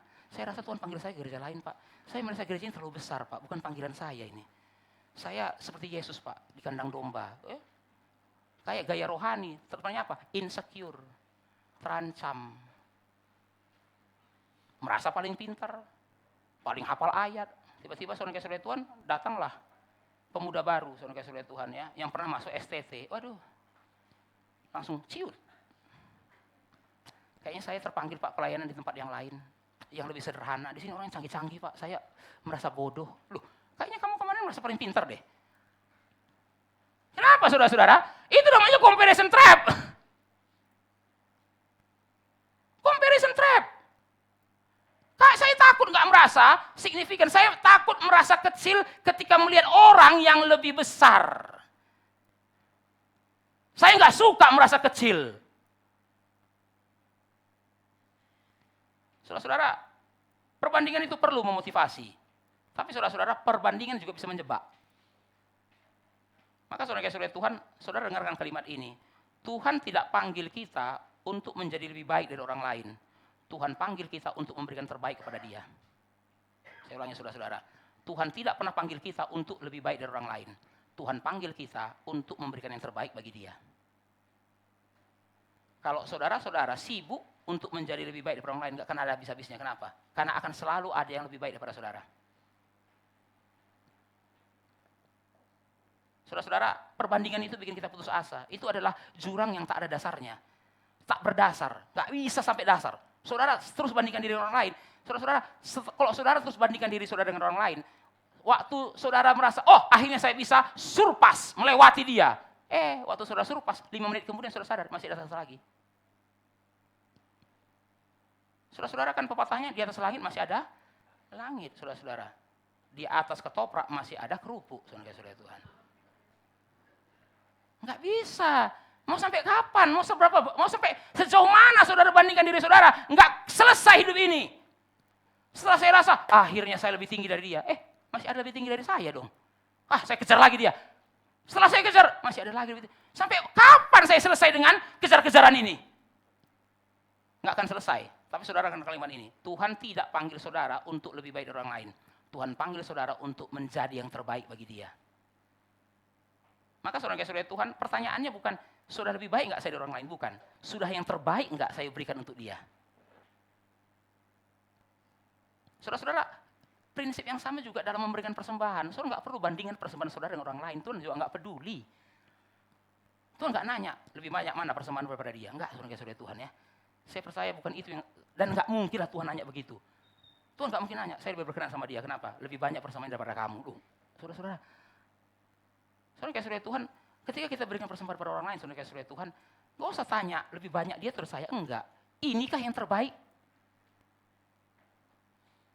Inikah yang terbaik? Makanya Yesus bilang, udah jangan pikirkan tangan kanan, tangan kirimu. Anggap buta semua itu. Supaya apa? Saya mau kasih karena kamu sadar di hadapan Tuhan. Inikah yang terbaik? Maka saudara-saudara Tuhan, orang seringkali ya kalau kasih persembahan saudara-saudara Tuhan nggak kasih yang terbaik. Begitu lelang saudara-saudara Tuhan cari dana, berlomba paling besar saudara-saudara. Itu kan ini kan kemunafikan saudara-saudara ya. Kantong persembahan nggak pernah kasih yang terbaik. Kenapa? Tertutup. Ya saudara-saudara, maka sekarang dibudayakanlah kotak persembahan yang transparan saudara-saudara Tuhan ya kan, terbuat dari kaca. Supaya apa saudara-saudara ya? Dilihat oleh Tuhan, bukan manusia saudara-saudara Tuhan. Saudara-saudara, saya merasa kok orang Kristen jadi seperti ini parahnya ya. Kalau tertutup nggak kasih yang terbaik. Kalau dibilang hanya Tuhan yang melihat, puji Tuhan, saya nggak perlu kasih yang terbaik. Begitu dilihat, ini dilihat oleh mata manusia. Ayo, berapa yang berani membeli ombus-ombus ini saudara-saudara Tuhan? Atau berapa yang berani membeli panada ini untuk cari dana di gereja? Saya buka dengan harga 500.000. Orang bodoh mana yang membeli panada dengan 500.000 saudara-saudara Tuhan? Mending saya beli panada beneran 500.000, saya bagi-bagi saudara-saudara Tuhan. Itu sudah sampai mudah saudara-saudara Tuhan makan panada 500.000. Ayo, siapa yang berani? Lebih tinggi lagi 500.000. Cuman panada isi 5. Oh tapi saudara-saudara bisa 1 juta nanti itu. Loh kok bisa ya Pak panada yang 500.000 bisa 1 juta? Dilihat oleh manusia. Maka saudara tanya, Pak kenapa ya di gereja ini tidak ada lelang seperti itu? Karena kami tidak mau membuat saudara berdosa di hadapan Tuhan.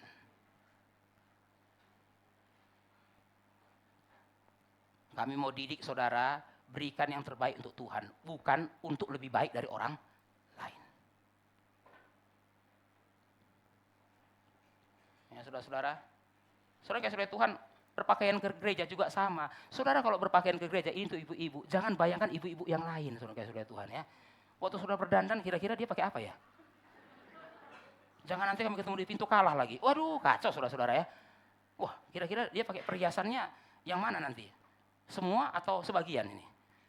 Saudara-saudara, maka jangan heran, ada ibu-ibu kalau ke gereja kayak toko emas berjalan, saudara-saudara Tuhan. Karena dia pikir nanti ibu-ibu yang lain pakainya masih lengkap, maka dipakai semua. Saudara-saudara, baju perang tentara pun kalah dengan emasnya, saudara-saudara Tuhan. Semua dari atas sampai ke bawah. Kenapa? Karena sambil berdandan dia pikir, ibu-ibu yang lain gimana? Ibu yang lain gimana? Jangan sampai kalah aksi saya di gereja nanti. Wah, saudara-saudara Tuhan kan. Loh, saudara kalau berdandan ke gereja, ya berdandan bukan untuk siapa-siapa, untuk memberikan yang terbaik kepada Tuhan. Saudara-saudara, Tuhan tidak minta kita untuk menjadi lebih baik orang lain. Tuhan menuntut kita untuk memberi yang terbaik kepada Dia.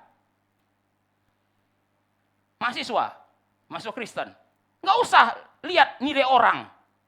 Sekarang sih nggak usah ya saudara-saudara ya, karena sudah dikirim masing-masing kan saudara-saudara ya. Tapi kalau zaman saya dulu saudara-saudara, itu kan nilainya ditaruh di subbagian akademik saudara-saudara Tuhan, dipampangin. Jadi saudara-saudara kadang-kadang waktu nilai diumumkan, mata kuliah nilai sudah keluar saudara-saudara, kita langsung pergi ke sana. Yang pertama kita lihat nilai kita tentunya. Yang kedua kita lihat nilai teman kita saudara-saudara Tuhan. Ya, di manakah posisi saya di dalam klasmen ini saudara? Saudara-saudara, wah dapat C, nggak apa-apa, semuanya nggak lulus. Nah, ya kan, semuanya D, saya sendiri yang C. Wah, kita bangga saudara-saudara. Tapi pernah nggak saudara tanya, itu C sebenarnya bisa B nggak? Bisa sih Pak, tapi kemarin saya main game. Baru saudara merasa, tapi nggak apa-apa Pak, walaupun saya C, yang lainnya D. Semuanya ngulang saya enggak. Tapi Tuhan tanya, tapi kamu kan bisanya B. Bahkan kalau kamu mau bisa A, kenapa cuma C? Tapi hati itu mengatakan, nggak apa-apa Tuhan, yang penting yang lainnya D. Wah, saudara-saudara, itu self deception namanya itu, menipu diri. Nah, itu masalah dari self, itu namanya comparison trap. Jebakan perbandingan. Saudara bisa bahagia dengan C, padahal sebenarnya nilai tertinggi A, tapi saudara bisa menghibur diri C, tapi yang lainnya D. Saudara bisa menghibur diri, saya cuma B, yang lainnya C. Padahal saudara sebenarnya punya potensi kemampuan untuk dapat nilai A. Saudara-saudara, makanya orang mahasiswa sama saya, Pak, apa salahnya Pak ya lulus dengan IPK 3? Toh lulus. Betul, lulus kok IPK 3. Tapi masalahnya, orang kayak kamu bisa cum laude enggak? Bisa sih Pak, tapi kan enggak ada gunanya juga cum laude. Loh, kalau kamu bisa cum laude lah. Untuk apa? Urusan belakang nanti untuk apa itu? Tapi kalau kamu bisa kasih cum laude 3,59, 3,6, 3,9, kenapa kamu membatasi dirimu hanya dengan 3? Iya Pak, supaya bisa jalan-jalan. Soalnya makanya ada mahasiswa, Pak, ini ya. Saya gini-gini ya Pak, nggak pernah belajar, IPK saya 3, dia bilang. Wih, bangga sekali ngomong gitu sama saya, saudara-saudara ya. Saya gini-gini Pak, malas-malas gini Pak, IPK saya 3. Goblok, saya bilang. Coba kamu rajin. Loh, ini bukan dibanggain. Loh, kok dia bangga, saya bilang. Saya ini Pak, kalau ujian nggak pernah belajar Pak. Kuliah telat terus. Dosen ngajar tidur terus Pak. Tapi IPK saya 3. Artinya kalau kamu rajin, 4 dong. Harusnya kamu nggak bangga. Kamu meratap. Kamu meratap. Harusnya kamu 2 puasa, minta ampun sama Tuhan. Kenapa? Dia sudah kasih kamu nafas, dia sudah kasih kamu hidup, dia sudah kasih kamu kekuatan, dia sudah kasih semua. Kamu cuma kasih dia 3. Padahal kamu bisa 4. Nah ini wajah-wajah mahasiswa, saudara Tuhan ya. Saudara-saudara, jangan terjebak dengan perbandingan. Perbandingan itu menipu. Saudara tidak dipanggil untuk menjadi lebih baik dari orang lain. Saudara dipanggil untuk memberi yang terbaik kepada Tuhan. Apakah saat ini saudara sudah memberikan yang terbaik kepada Tuhan terlepas berapapun perbandingannya dengan orang lain? Saudara-saudara yang kasih Tuhan, kalau kita lepas dari jebakan perbandingan, saudara-saudara, maka kita nggak perlu putus asa ketika melihat orang lain lebih daripada kita. Ya itu dia. Dan Yesus kan mengatakan, saudara-saudara ya, yang diberi banyak dituntut banyak. Yesus, Allah itu fair kok. Dia tidak pernah bandingkan saudara dengan orang lain. Kenapa? Karena yang diberi banyak, dia tuntut banyak. Saudara-saudara, kalau kita dikasih sedikit, ya tuntut sedikit. Maka saudara nggak perlu iri. Kenapa dia lebih baik daripada saya? Karena dia dituntut banyak. Ya saudara-saudara kan, saudara nggak pernah tanya kan? Ya saudara-saudara ya, penderitaan di belakang kesuksesan dia kan. Kita kan selalu lihat, kenapa lebih sukses dari saya? Tapi saudara tanya nggak? Penderitaan dia, berapa lama dia nggak tidur, berapa jam dia semua dia tidur. Kan kita juga nggak tanya. Tapi karena dia diberi banyak, dia dituntut banyak. Saudara-saudara, kita kalau mengerti, kalau lepas dari comparison trap, nggak perlu merasa ini tidak ada artinya. Saudara-saudara, biarlah kita bisa melihat apa yang Tuhan berikan itu sebagai sesuatu yang berarti. Kenapa berarti? Karena itu yang Tuhan berikan kepada kita. Nah saudara-saudara, saya akan mengajak saudara untuk melihat bagaimana Tuhan menghibur bangsa Yehuda ini. Setelah mereka drop down, saudara Tuhan ya. Setelah satu bulan kurang itu, mereka merasa ini kayaknya sia-sia untuk dilanjutkan. Ini saya lanjutkan. Kalau kita lanjutkan juga gak mungkin lebih besar pada bait Salomo. Kita gak punya uang sebanyak Salomo. Bagaimana kita bisa membangun lebih besar daripada Salomo? Ya sudahlah, nggak usah lanjutkan. Disinilah Tuhan datang menghibur mereka. Nah, tapi sebelum kita melihat 3 hal, saudara-saudara, saudara perhatikan baik-baik. Hagai 2 ayat 1 sampai 6 ini menunjukkan bahwa Tuhan itu peka. Saudara-saudara, Tuhan itu punya kepekaan dengan kondisi kita. Kalau bangsa Yehuda berontak, Tuhan pukul mereka. Tapi ketika bangsa Yehuda putus asa, Tuhan hibur mereka. Saudara-saudara, waktu bangsa Yehuda tidak membangun bait Allah, saudara Tuhan. Karena apa? Karena mereka lebih mengutamakan rumah mereka sendiri, Tuhan pukul mereka. Tapi ketika mereka sempat berhenti karena sudah putus asa, Tuhan nggak pukul. Tuhan nggak pukul, Tuhan menghibur. Saudara perhatikan, Hagai 1 itu Tuhan keras sekali suaranya. Hagai 2 Tuhan lembut. Tuhan memahami kesulitan mereka. Kita perlu belajar ya saudara-saudara ya, bagaimana memperlakukan orang lain seperti Tuhan. Tuhan pun tidak memperlakukan orang sama rata kok. Yang begini sikapnya begitu, yang begitu sikapnya begini. Kadang-kadang saudara kayak saudara Tuhan, kita itu pukul orang sama rata. Kenapa? Malas. Saudara-saudara kayak saudara Tuhan, hal yang paling bahaya dalam relasi itu apa? Malas. Maka saudara-saudara perhatikan ya, orang yang malas itu biasanya apa? Menyeragamkan. Kenapa? Capek. Kalau perlakuan orang per orang itu capek saudara kayak saudara Tuhan. Makanya pukul rata semuanya. Nah, contoh saudara-saudara ya, orang tua anak. Orang tua harus belajar dari Tuhan bagaimana perlakuan anak. Anak pun nggak bisa dipukul rata. Anak yang sama pun nggak bisa dipukul rata. Lagi begini, kita nggak boleh samakan dengan lagi begitu.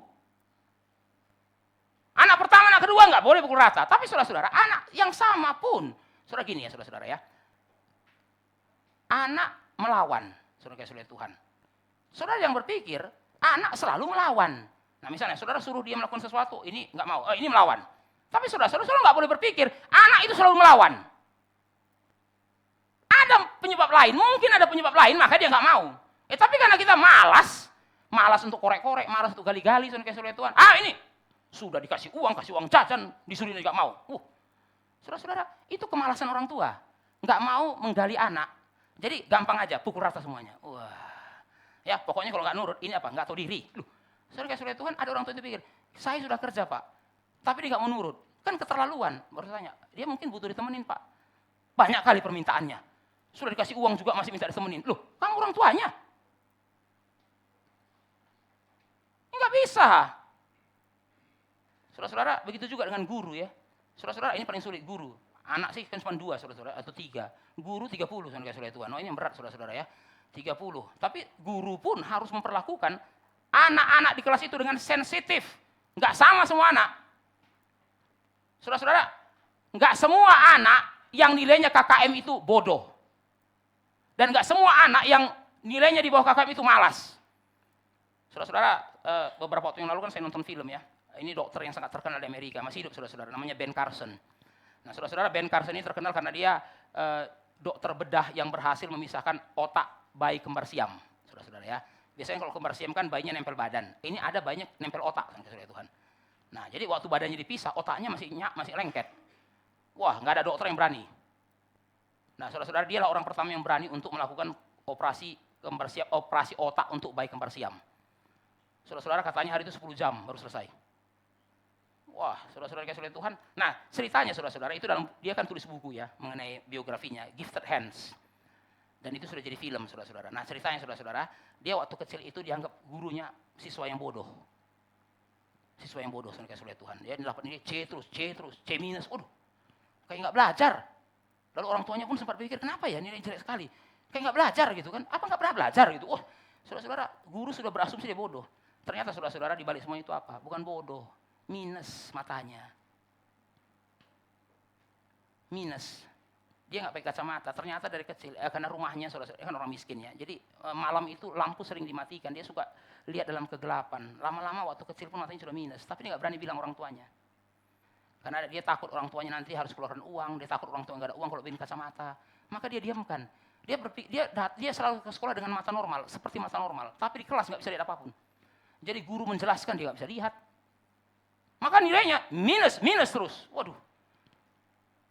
Sampai mamanya saudara-saudara lihat ada yang aneh. Kok dia selalu kalau lihat orang kayak gini. Nah, baru mamanya tunjukkan sama dia. Bisa lihat enggak? Enggak. Loh, kok kamu enggak ngomong?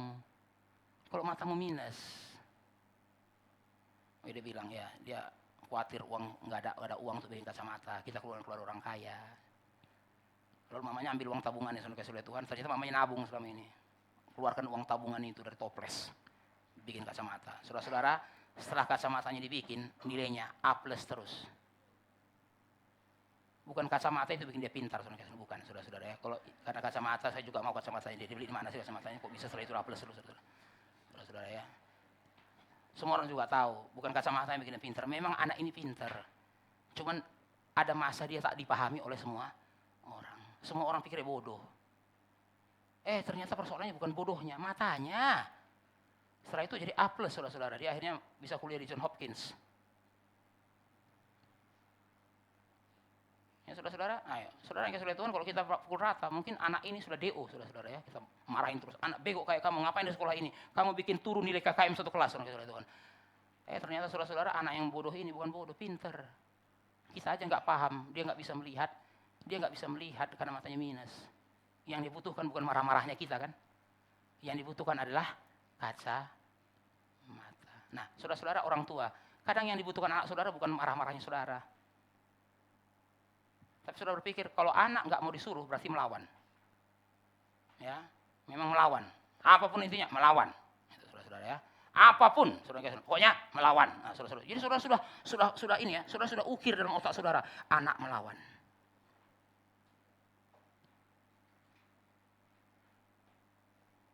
Saudara-saudara, Tuhan sensitif dengan keberadaan kita. Dia sensitif dengan kondisi kita. Dia tidak memukul rata. Dia tidak pukul rata. Kepada yang keras, dia pukul dengan keras. Kepada yang lembut, dia perlakukan juga dengan lembut.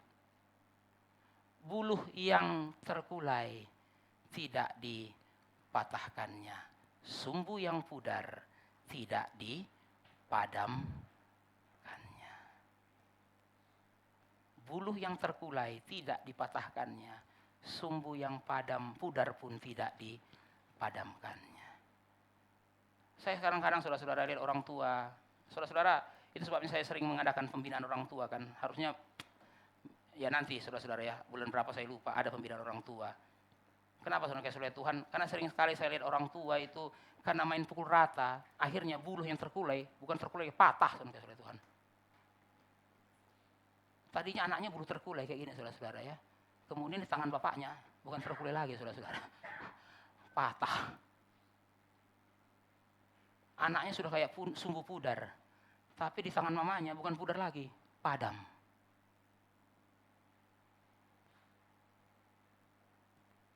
Belajar dari Tuhan.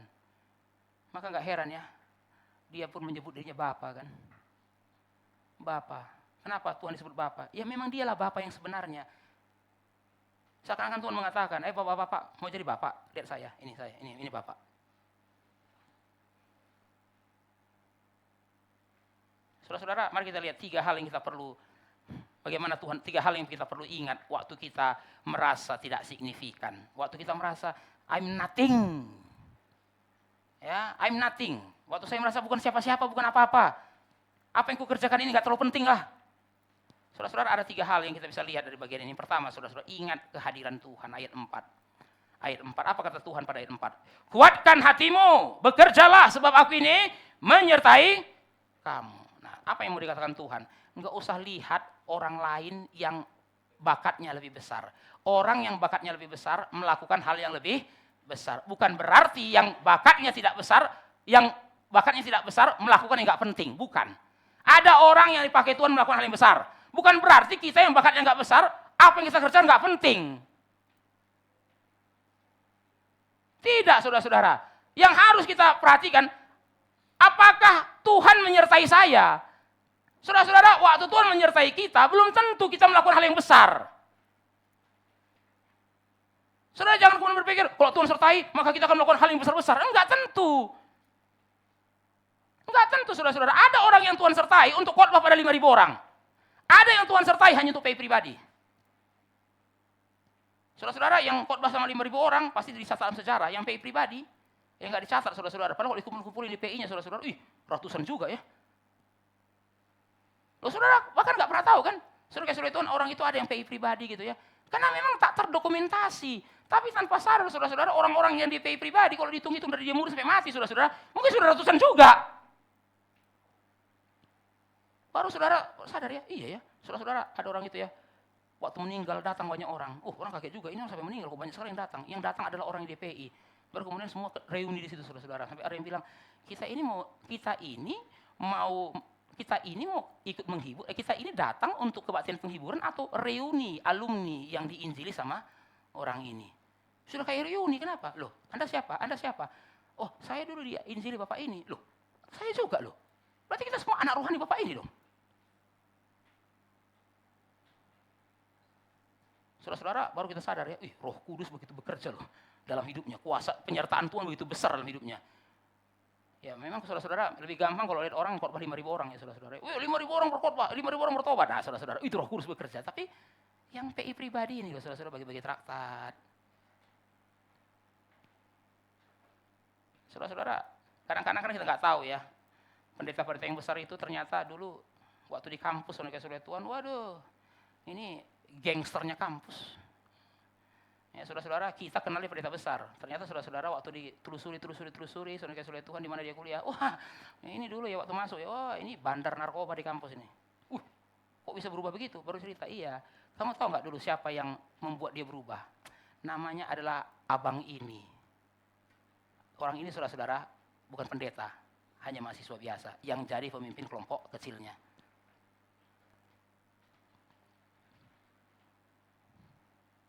Saudara-saudara, kita tidak selalu harus melakukan hal-hal besar dan luar biasa untuk menunjukkan itu penyertaan Tuhan. Kadang-kadang saudara-saudara kita nggak sadar ya, betapa besar penyertaan Tuhan bagi seorang ibu-ibu. Kenapa? Karena anaknya ini jadi orang-orang besar semua. Loh, kok bisa kamu jadi orang sebesar ini? Ya, mama saya ngajarin ini. Mamamu hanya ngurusin satu orang. Tapi itulah penyertaan Tuhan. Itulah penyertaan Tuhan. Yang kedua, janji Tuhan. Lihat ayat 6. Sesuai dengan janji yang telah kuikat dengan kamu pada waktu kamu keluar dari Mesir. Nah, saudara-saudara, kenapa Tuhan mengatakan ini, saudara-saudara? Karena ingat baik-baik. Mereka kan putus asa ketika mereka ingat bait Allah Salomo. Aduh, kami dulu pernah punya bait Allah yang besar. Sekarang kami bait Allahnya kecil seperti ini. Ini pun masih puing-puing. Nggak tahu kapan selesainya bait Allah ini. Coba dulu kami lihat bait Allah Salomo. Begitu besarnya. Tapi Tuhan kemudian bilang sama mereka, iya itu bait Allah Salomo. Coba kamu mundur lagi dari Salomo. Mundur kemana? Mundur ke Mesir. Ayo di Mesir, kamu punya apa sih? Ayo di Mesir, punya apa kamu? Nggak ada kan? Budak. Oke, setelah kamu dibebaskan di Mesir, di padang gurun, punya apa kamu? Nggak ada. Kamu mundurnya kurang jauh. Mundur ke Salomo. Aduh, kami punya bait Allah yang besar. Tuhan mengatakan, coba mundur ke Mesir. Punya apa sih kamu? Nggak ada kan? Waktu kamu nggak punya apa-apa itu. Apa yang kamu punya? Cuma satu, janjiku. Janjiku. Saudara-saudara, kadang-kadang ya, suami istri itu lupa janji nikahnya waktu sudah kaya kan. Waktu belum kaya, saudara-saudara, nggak punya apa-apa. Yang dipunya cuma apa? Janji nikah itu yang dia punya. Ya, waktu belum punya apa-apa, suaminya bilang, jangan takut ya, aku janji, apa? Akan membahagiakanmu, saudara-saudara Tuhan. Perempuannya juga, iya, saudara-saudara Tuhan kan. Kok percaya aja, aku berjanji, saudara-saudara Tuhan. Saudara-saudara, waktu itu apa sih kamu punya? Nggak ada. Rumah belum ada, ngontrak, saudara-saudara Tuhan. Mobil belum ada, minjam. Itu pun motor, saudara-saudara Tuhan ya. Berdua kemana-mana. Apa sih kita punya waktu itu? Nggak ada. Yang kita punya cuma apa? Janji. Kadang-kadang istri pun nanya, istri pun bilang sama suami, kamu tahu waktu kita awal menikah, yang saya punya cuma apa? Janjimu. Janjimu, itu aja yang saya punya. Kamu janji akan bertanggung jawab. Nggak ada apa-apa. Saudara perhatikan baik-baik. Waktu belum ada apa-apa, suami istri itu kebanyakan apa? Masih ingat janji nikahnya. Kenapa? Memang cuma itu yang dia punya. Tapi saudara-saudara sudah kaya, apa yang dilupakan? Justru janji itu yang dia lupakan. Saudara-saudara harusnya kalau sudah kaya kan makin ini dong, makin solid dong dengan janjinya. Lihat kan, Pak, saya tepati janjiku. Aku dulu janjikan kita punya rumah sendiri, ini sekarang rumah. Sebenarnya kan menarik kan, banyak kasusnya apa? Sudah rumah ada, mobil ada, masing-masing punya mobil, deposito ada. Sekarang apa yang nggak ada? Yang nggak ada cuma satu, kesetiaan pada janji itu. Ya ampun, saya pikir. Apa mau balik miskin lagi? Saudara-saudara, Tuhan mengatakan, kamu mundurnya kurang jauh. Kamu mundurnya cuma sampai zaman Salomo. Ya itu kan sudah besar. Coba kamu mundur ke padang gurun sana. Apa yang kamu punya hari itu? Makan pun nggak punya. Saya kasih mana. Seakan-akan Tuhan bilang sama bangsa Yehuda bangsa Yehuda yang lagi putus asa itu. Sekarang kamu punya apa? Nggak ada kan? Nggak ada yang kamu punya. Lah ini bukan pertama kali kamu nggak punya apa-apa. Nenek moyangmu pernah nggak punya apa-apa, tapi mereka punya janjiku. Nah, saudara-saudara, ketika kita merasa kecil, tidak signifikan. Saudara, apa sih yang saya punya? Bakat terbatas, kemampuan terbatas, serba nggak ada. Ada yang saudara punya, janji Tuhan. Janji Tuhan. Saudara-saudara, kayak saudara Tuhan itu nggak jengkel ya. Kalau saudara ingatin dia janji, nggak jengkel. Saudara mungkin jengkel ya, kalau anak saudara terus ungkit-ungkit janji saudara kan. Ya kan saudara-saudara, saudara jengkel kan saudara-saudara ya. Kenapa? Karena saudara nggak bisa menepatinya. Makanya makin saudara jengkel anak saudara, mungkin janji saudara. Makanya saudara berpikir, Tuhan juga jengkel Pak, kalau saya terus ingat janji. Saudara, kalau saudara orang tua yang kere, saudara jangan menyamakan Tuhan orang tua yang kere juga, saudara-saudara ya. Saya aja Pak kesel, kalau anak saya itu ungkit-ungkit. Kata papa kita liburan. Loh, saudara yang janji ya wajar dia ungkit-ungkit. Tapi saudara karena nggak bisa menepati janji, saudara jadi jengkel kan. Tapi saudara-saudara, Tuhan masa jengkel sih? Tuhan engkau pernah janji, kamu ya ngingetin janji saya terus. Bisa nggak sih sekali-sekali jangan ngingetin janji? Loh saudara-saudara, Tuhan nggak pernah jengkel. Saudara dengar kali ini, Tuhan tidak pernah jengkel, saudara mengingat-ingat janjinya atau mengangkat-ngangkat janjinya. Dia justru jengkel, saudara lupa janjinya.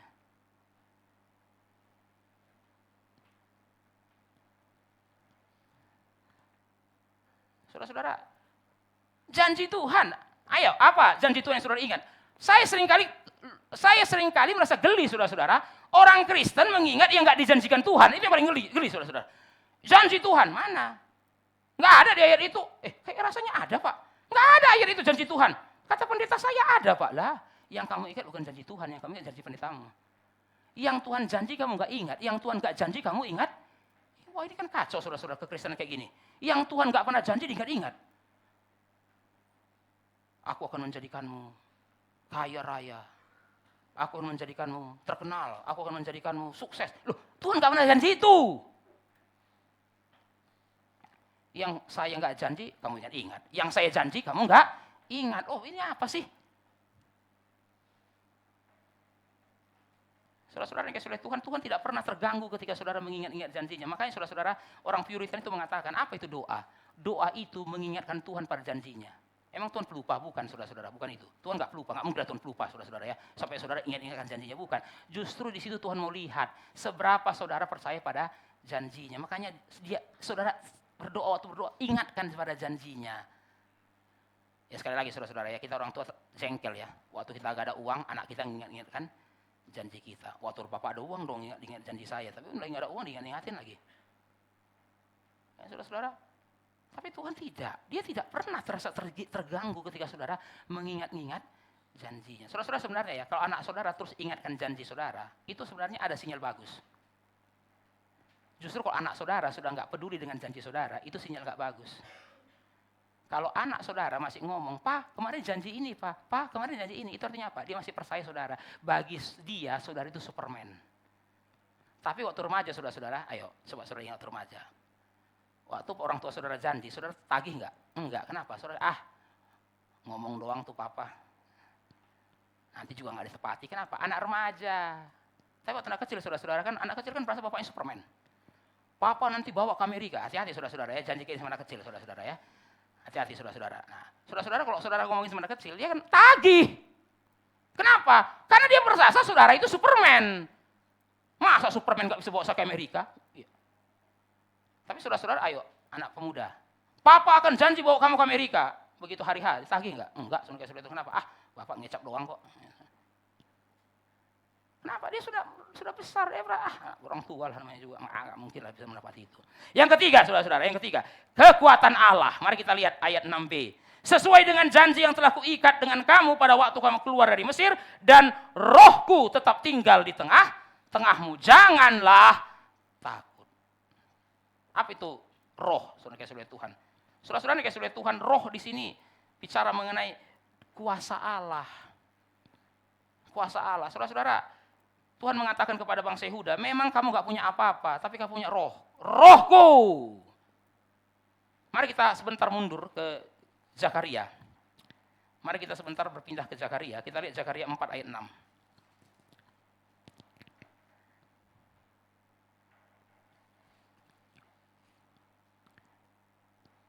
Saya bacakan untuk kita semua. 2, 3, ya. Maka berbicaralah ia, katanya. Inilah firman Tuhan kepada Zerubabel bunyinya, bukan dengan keperkasaan dan bukan dengan kekuatan, melainkan dengan rohku, firman Tuhan semesta alam. Saudara-saudara, Zakaria dengan Hagai hidup sejaman. Mereka sama-sama berbicara mengenai pembangunan bait Allah. Tapi Zakaria mengatakan, lihat bait Allah ini masih puing-puing, tapi nanti bait Allah ini akan jadi kok. Dengan apa jadinya? Kita nggak punya uang, kita nggak punya apa-apa. rohku. Bukan dengan kekuatan, bukan dengan keperkasaan, tapi dengan rohku. Saudara-saudara, saudara merasa, Pak, yang saya kerjakan ini nggak berarti, Pak. Iya, nggak berarti. Tapi saudara kasih oleh Tuhan, kalau roh Tuhan bekerja, yang nggak berarti pun jadi berarti. Tuhan bisa memakai yang tak berarti bagi saudara menjadi sesuatu yang berarti.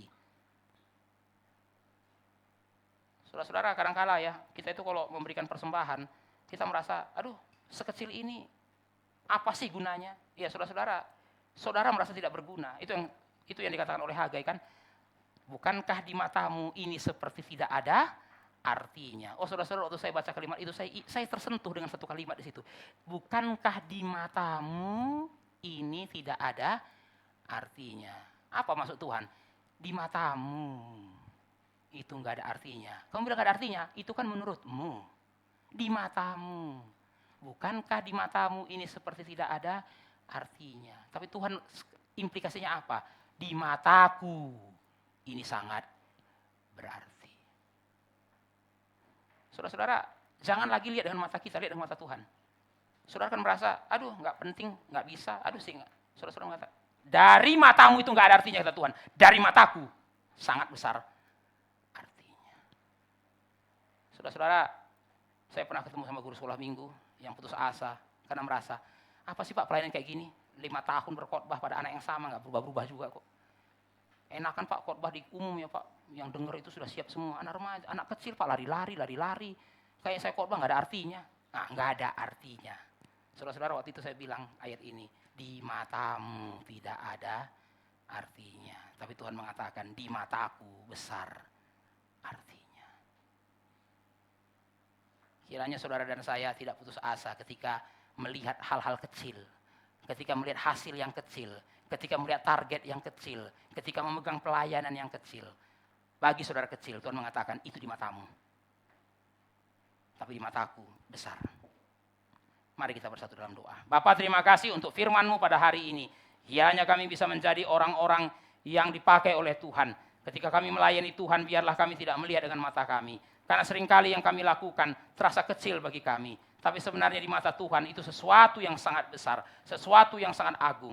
Karena roh Tuhan yang akan menyelesaikan pekerjaan-pekerjaan ini.